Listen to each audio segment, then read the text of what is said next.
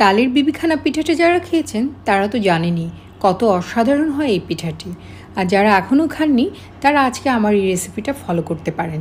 খুব সহজেই আমি এটা বানিয়ে দেখিয়েছি, আর স্বাদ হবে মুখে লেগে থাকার মতো। সেজন্য একটা মিক্সিং বোলে প্রথমে আমি 3/4 কাপ চালের গুঁড়ো নিয়েছি, ময়দা নিয়েছি 1/4 কাপ, তারপর আমি চিনি দিয়েছি 3/4 কাপ, পৌনে 1 কাপ, আপনারা স্বাদ বুঝে বাড়িয়ে নিতে পারেন। 1/4 কাপ নিয়েছি গুঁড়ো দুধ, আর 1/3 কাপ নারকেল কোড়া, একটু লবণ এবং একটা ডিম নিয়েছি। তারপর এতে আমি ওই তালের যে রস ওটা দিয়ে ভালো করে মিশিয়ে নেব। তালের রসটা একটু পাতলা, সে কারণে আমি আলাদাভাবে দুধ বা পানি ব্যবহার করলাম না। যদি খুবই ঘন রস হয় তাহলে আপনারা আলাদাভাবে দুধ বা পানি ব্যবহার করে একটা লিকুইড ব্যাটার তৈরি করবেন, যেমনটা আমি করে দেখিয়েছি। এবার আমি একটা মোল্ড নিয়েছি, এখানে হার্ট শেপে একটা মোল্ড নিয়ে একটু কাগজ বিছিয়ে অয়েল ব্রাশ করেছি। আপনারা চাইলে বাটার পেপারও দিয়ে দিতে পারেন। এই ব্যাটারটা আধ ঘন্টা থেকে 1 ঘন্টা রেস্টে রাখলে ভালো। তারপর আমি 1/4 কাপ সয়াবিন তেল অল্প অল্প করে মিশিয়ে দিয়েছি। আগে দিলে, বিশেষ করে চিনির সঙ্গে দিলে চিনিটা ভালোভাবে গলতো না, অনেক দেরি হতো।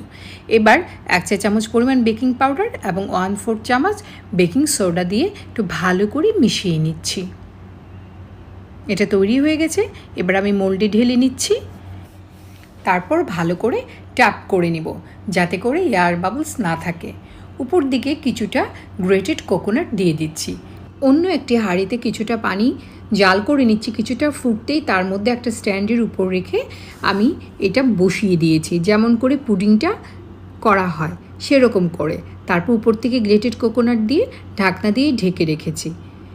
40 থেকে 50 মিনিট পর এটা হয়ে গেছে। আমি টুথপিক দিয়ে চেক করেছি, যেহেতু এটা বেশ পুরু তাই একটু সময় বেশি লেগেছে এবং এটা বেশ ফ্লাফি হয়েছে, আপনারা দেখেই বুঝতে পারছেন।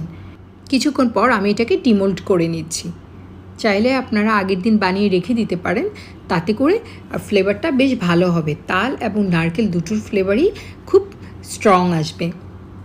পিঠাটা কিন্তু খুবই সুন্দর হয়েছে এবং ঘ্রাণ তো অসাধারণ, খেতে ভীষণ ভালো হয়েছে। আপনারা এটা বানালেই বুঝতে পারবেন। আমি একটা কেটে দেখিয়ে দিচ্ছি এটা কতটা পারফেক্ট হয়েছে।